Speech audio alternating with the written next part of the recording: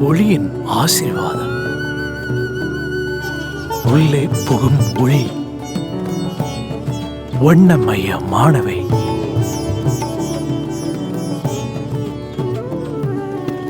அது அதஸ்தத்தின் வண்ணம்.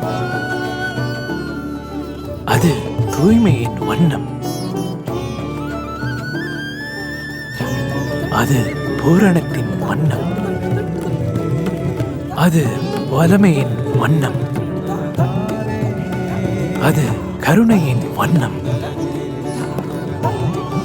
அது அன்பின் வண்ணம்.